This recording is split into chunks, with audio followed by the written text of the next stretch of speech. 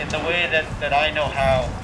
And I always start by acknowledging the land first, the land itself, because the land was here first. The land is our oldest ancestor. She's our first, she's our greatest grandmother, the land.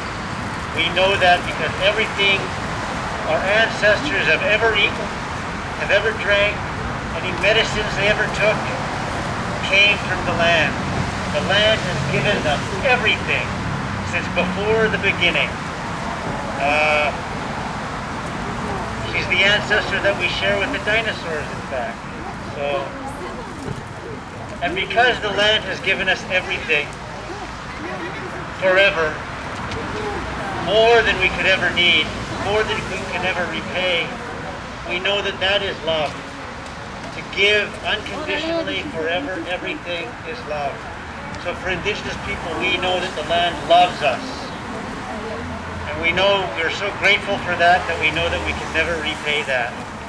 So what we do owe her, we try every day to repay her by taking care of her as much as we can. So then after thanking the grandmother, I thank the people who've taken care of her for so long. We're here in so-called Vancouver. It has been the Musqueam and the Squamish and the Tsleil-Waututh people who've taken care of these lands for more than 10,000 years. They've taken care of these lands. And they've done so in such a good way that these lands were actually better than new when the explorers arrived. Because the Indigenous people always understood that it was our responsibility to leave the land as good or better than it was provided to us. So we give thanks to the Musqueam and the Squamish and the Tsleil-Waututh people for taking care of these lands in such a good way so that we can gather here and benefit and enjoy these lands together and use the many gifts that we have as humans on these lands.